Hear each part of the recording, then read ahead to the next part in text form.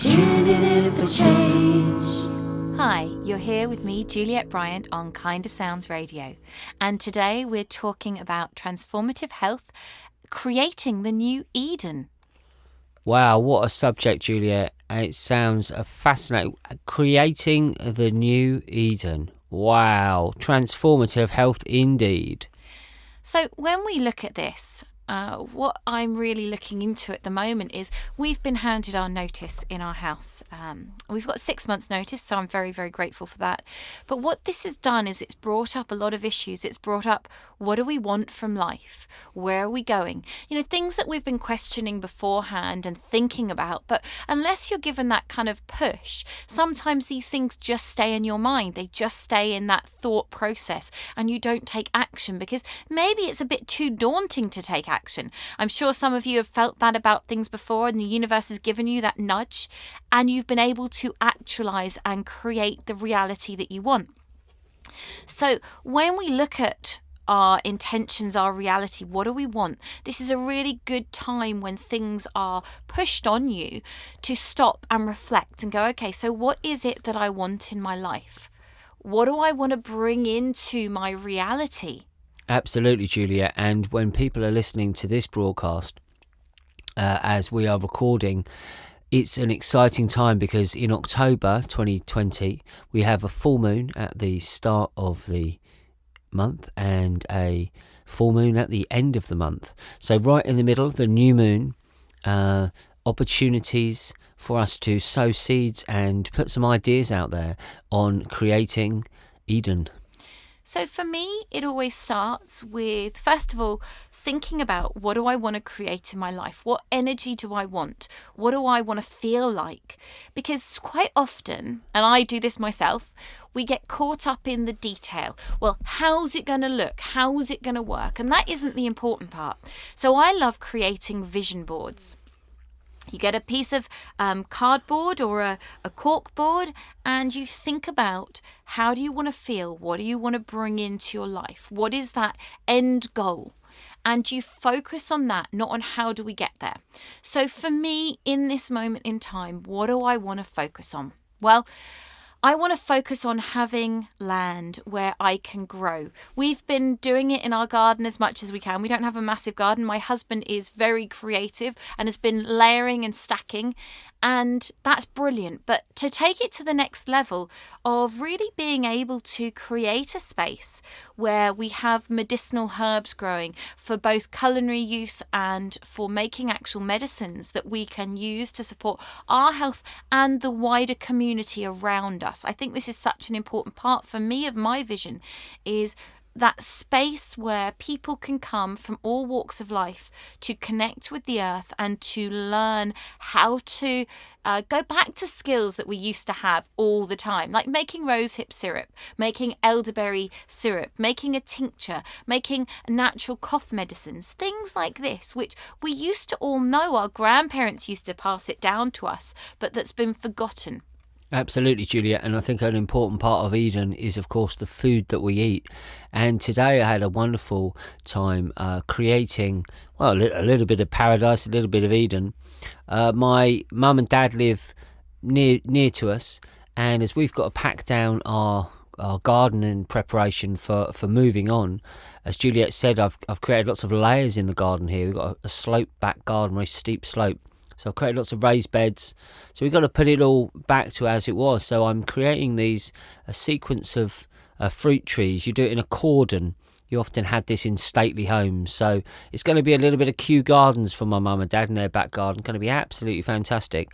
And as I was working, and I've been working very hard today, and do you know what I ate as I was planting apple trees? Apples? Can you guess? Apples? I had an apple. And do you know, bite of that fresh apple, it just gave me so much energy. I bet. And I know this is one of the things that we're thinking about as well, isn't it? It's movement towards plant-based, sustainable, as much self-sufficiency in food production on site as we can get. And I think this is something that is such a key at the moment with the world in flux as it is. You know, there's talk of food shortages coming in, there's talk of all this stuff. Who knows what is true? But as the world expands and as commerce expands and all the rest of it, one of the things that is so important is that we do come back and we bring our reliance for food back into our backyards. That we start planting more things that we can harvest. And things like fruit trees are brilliant. They give you such a big bumper crop that can be shared with all the people around. Shared and stored as well. Exactly. I mean, as we had John Barker on my show recently, the forest gardener, and he said that with apples, he starts picking the earliest ones in July. And then the late varieties, how he can store them, he's going all the way up till April. So he's got May and June. John Barker's got 2 months of the year when he's not eating his own apples. And apples have such a high nutrient content to them. Apples are high in pectin, which is very good for the gut to help keep the gut healthy. Also, the pectin is very good for the throat area. So coughs, colds, apples are great for that. Apples are also a rich source of bacteria, good bacteria. So they're really nutrient rich, good source of vitamin C. So a great food to have so many nutrients in an apple. So, Juliette, let's boil it down. We're looking to create a new Eden project. So, without the bubble domes. A lot of people will be familiar with the amazing project near St Austell in Cornwall. Incredible place. In the southwest of England, where an old disused quarry was turned into paradise with these 2 giant biodomes and wonderful orchards, forest gardens, medicinal herb areas. What a sight that the Eden Project is. And what we're looking to do is to create a new Eden Project, a physical place for community, for education, for sustainability, for celebration, all of these wonderful qualities to develop people, to develop the land, to interact with these things. And I know this is one of the projects that's very, very connected, of course, to the Missing Kind, which is the mother organisation of Kindsound Radio. And Juliette, tell people about the wonderful Kind of Village project. We went to Wales recently, and it was a beautiful, beautiful site that the Kind of Village have out there. And, really some amazing ideas that they've got for that space. A great place to go and visit. Do check out the website for it and have a look at more details about it. But, I think that the more people that can start to find ways to connect back into the earth, to grow things, and you don't need a big space to grow. You can have a windowsill to start with. A lot of people don't have gardens, don't have land. There are a lot of allotments available, which is also a great thing to do. And again, it can tap into that community idea. But I know I've worked with a lot of people recently, over this whole spring and summer, who have started to want to grow and connect back into, how do I do this? How do I get food? In April, when people couldn't get to supermarkets and there were food shortages and people couldn't get food deliveries and all these things, people started to think about this concept of growing their own food so much more. And people had time on the whole to do this with their children or whoever it was. And obviously people who didn't have gardens, it would have been much harder. But you can grow microgreens inside, you can grow herbs inside. We've got about 50 plants growing inside now, which is exciting on different windowsills. We've got chilies inside, we've had lettuces growing inside, we've got lots of different herbs. So we can do some of this stuff inside. I've got turmeric growing inside as well. But if you can have an outside space, obviously that is the optimum thing to do. And a lot of people go, well, I don't know anything about gardening. I don't know where to start. I don't know what to do. And that can put people off doing anything. So often that there's that block, isn't there? And people then don't have action. And I think if you take one action of starting to grow something, in the winter, as it's coming into autumn in the UK, we can grow things like lettuces. And lettuce and salad leaves are a very easy thing to grow and can be grown inside or outside. And this is a really lovely nutrient-rich food that you can start with. And I think once you start with something and you have success, it spurs you on to do more. And what we would love to do with creating this new vision, creating this new Eden, is to have a space where people can come and learn these skills that we have forgotten. Learn the skills of how to grow their own food, from, simple things to more complex things. And having that starting place and that support of other people. I know that through the spring and summer, I was running online foraging courses, which were really successful. People had a great time learning about foods that are growing in their local environment, what they are and what to do with them. And that's something I would really love to expand into, showing people more of and having that space to be able to do that. Yeah, I mean, I think you it's wonderful words, Juliette, and we went to the Out of the Ordinary Festival many years ago down in Sussex, and of course one of the guest speakers was Professor Gordon Hillman, who I'm not sure if Gordon's still with us. If you are out there listening, Gordon, God bless you. It was an honour to meet you. And of course, Gordon took people for a walk, and he said, "You can eat that, you can eat that, you can eat that, you can eat that." You know, the amount of plants that you can eat, but of course we have to be careful because there are wild plants that are very dangerous. Yep. Potentially deadly.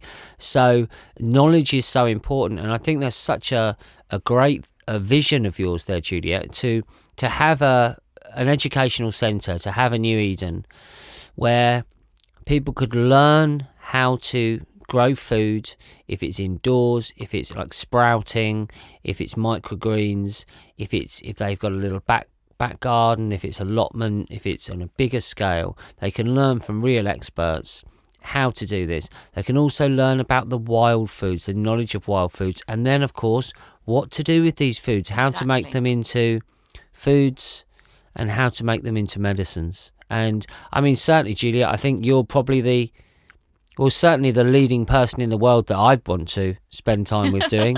I might be slightly biased, but I don't know anyone who combines the knowledge of growing food, of foraging, with creating delicious foods and fantastic medicines. I mean, you possibly are the leading expert in the world. So I tell you what, you're a great person to lead the project in that sense. However, Mrs. Juliette Bryant isn't necessarily the best person pushing a wheelbarrow. No. That's why I have my wonderful husband. And digging a pond or something. But it's teamwork, isn't it, Julia? Totally. I think that's the thing. I mean, all right, symbolically, we could be Adam and Eve here in the Eden, but we certainly, man is not an island. And it's about community, isn't it? I mean, our vision of Eden, the new Eden, it's about community. It's about us getting a site, getting some land that we can co-create paradise on earth, and to share that vision with the local community, to share that vision with people all around, and of course by being able to broadcast kind of sounds, radio from there, but also be able to make films and to share out in other ways. I think what an absolutely vision. What's the thing that excites you most about it, Julia, the New Eden?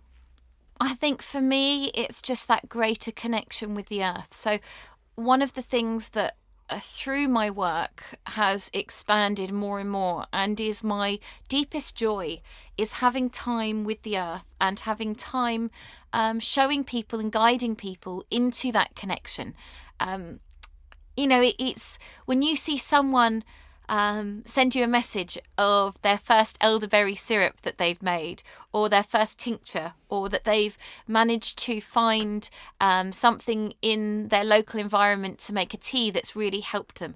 That is just such an incredible thing. And to have a space dedicated to the healing of the earth and the healing of us, the two are intrinsically linked. When we can connect with the earth, when we can connect with creating paradise on earth, what we're also doing is we're finding paradise within, because it's been shown that time in nature is one of the most healing things for people. Time in nature can still the mind. It can reduce stress and anxiety.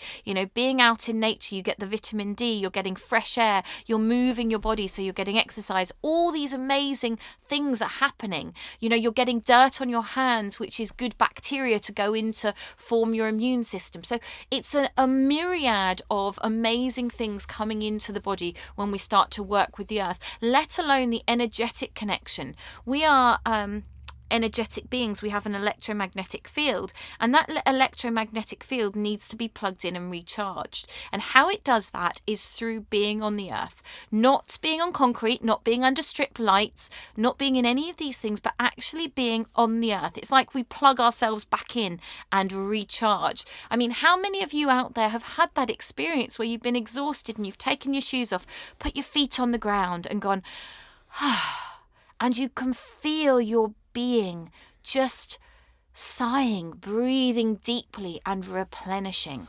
Oh, wonderful, Juliet. I think we should all go outside now and just take our shoes off and just connect with the earth like that. Oh, absolutely wonderful. Yeah, I think this New Eden idea, maybe we can all hold that vision.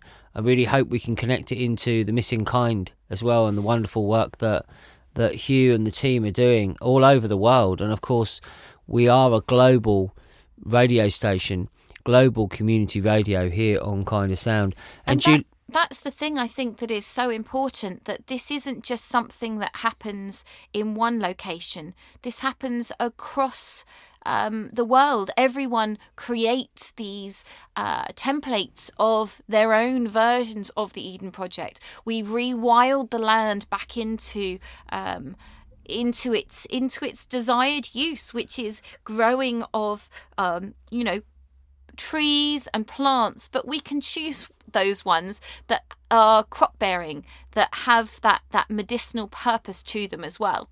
Absolutely, and in the heart of the land and the heart of the New Eden would be a peace circle, a place dedicated to peace for all the beings in all the worlds, and there would be a place of song. This is my vision, Juliet, to return the perpetual choirs, so that in the centre of the land, in the centre of the New Eden, there is the continuous sacred chant radiating out for healing and peace to the world.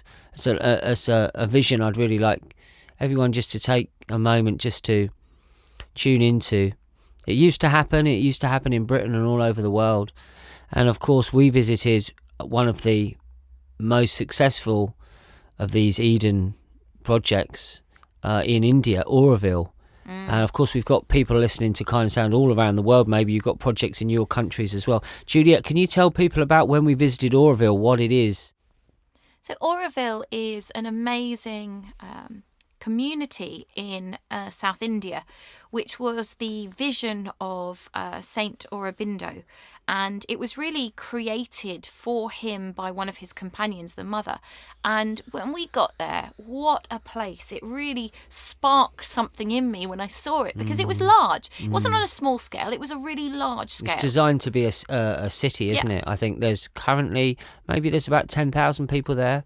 And certainly they're aiming to have a lot more. But yeah, it's a big place, isn't it, Julia? It is, a big and we kind even of got lost. community. We even got lost driving around it, trying to in the work jungles it all of out. South India. But it was, everything there was about sustainability. It was about having an ethical background to it. There was an amazing bamboo shop where all these incredible structures were made out of bamboo. I mean, and they were running workshops teaching people how to make things, lovely musical instrument shops where they'd made all these incredible instruments, incredible food places, superfoods, cafes.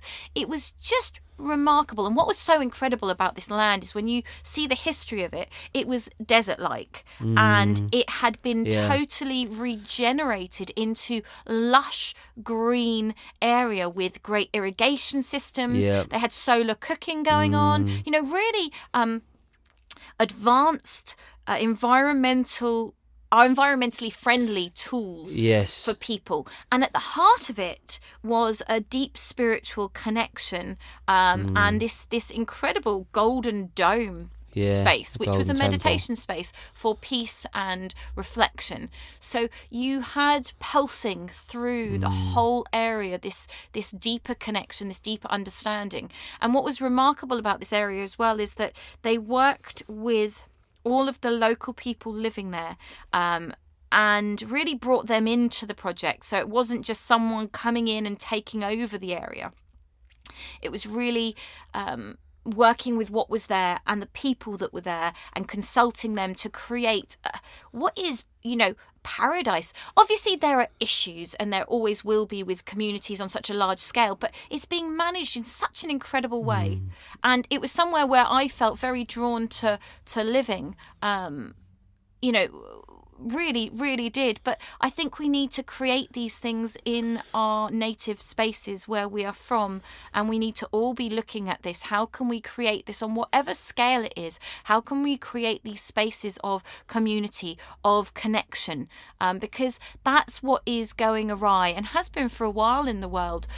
Connection, yes, we may feel connected via social media and all these spaces, but we're missing out on that physical connection, on that heart connection, physically joining hands and meeting up, and as you said, singing and dancing and growing and eating together. I think this is such an important thing as well, that when you grow food, you prepare food together, and then you sit and you eat together, and you give thanks for that food, and you have gratitude in your heart for being able to be together with each other.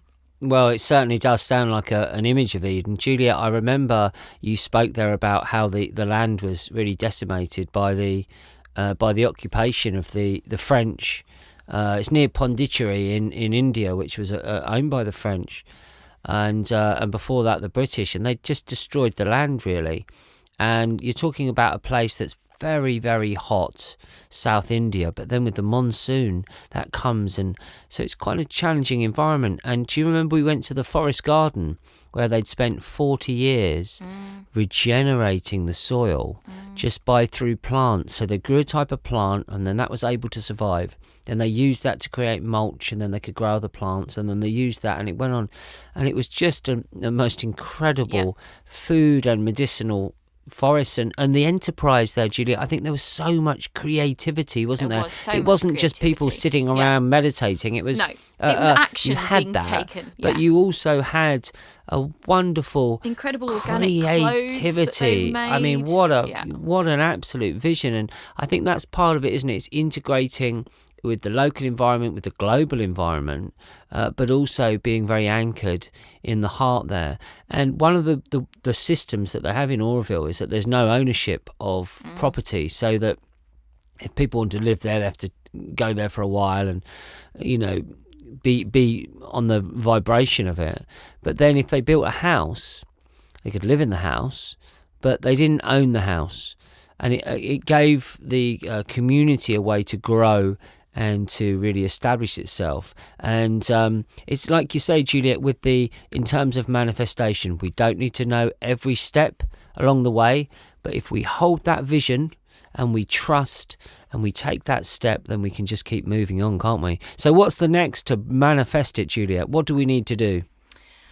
Well, I think the key really is to align ourselves. When you're in alignment with your vision, then you allow things in. And I think what we all have to do in life is to be open to the signs that are presenting themselves and to trust. Beautiful friends of ours, Stephen and Renata Ash, did a lovely song. It goes, trusting in life, trust that the way will be clear.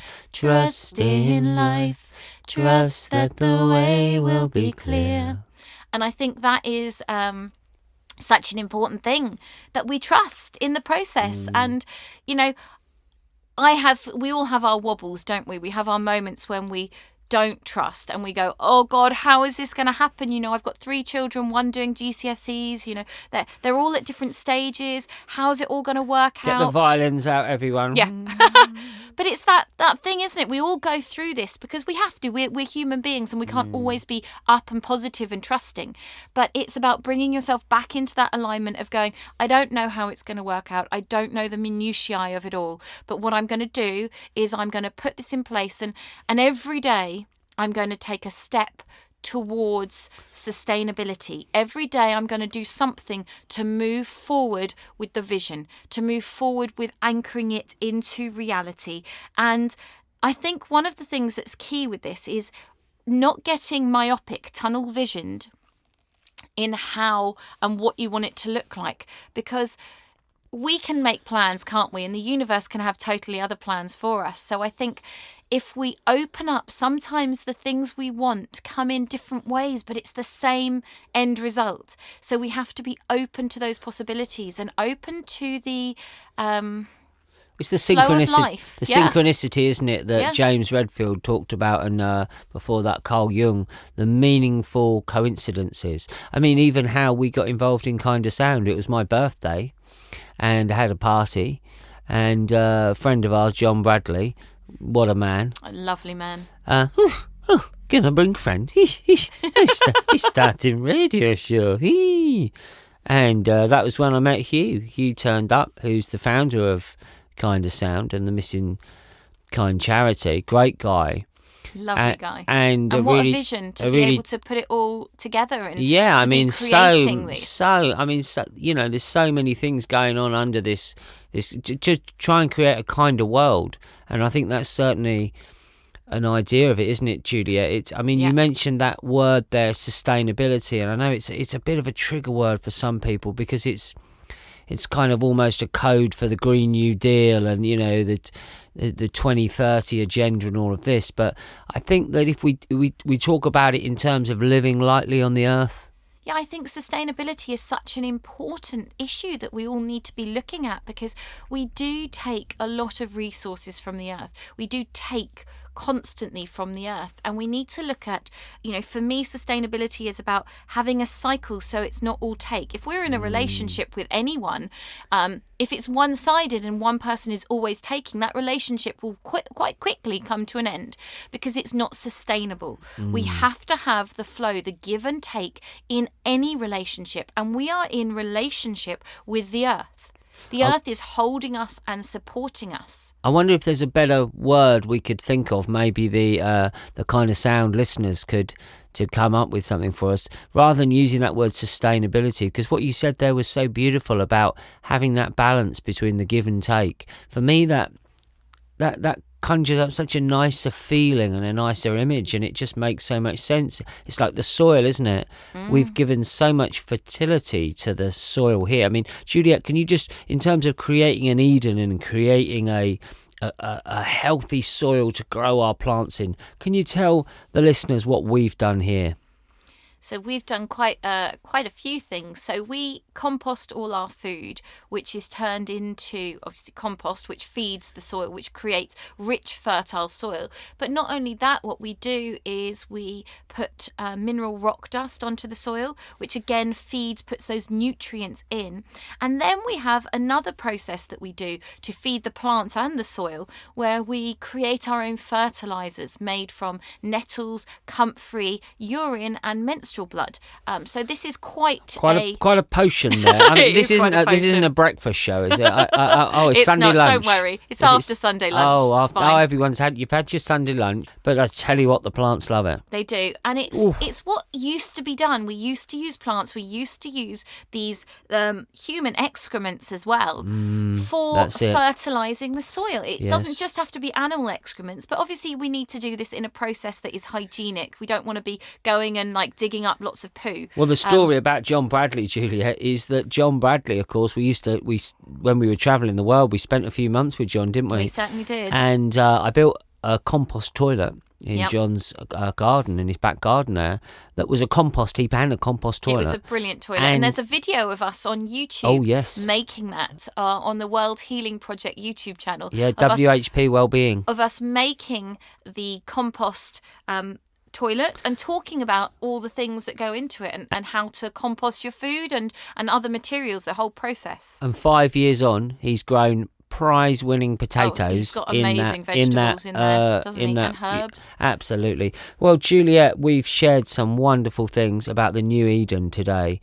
Absolutely fine. So what would you like to finish with? So I just want to say to everyone, whatever you want to do in life, it's never too late and it's always a good time. So focus on that intention, hold it in your heart and send it out and be open to the flow.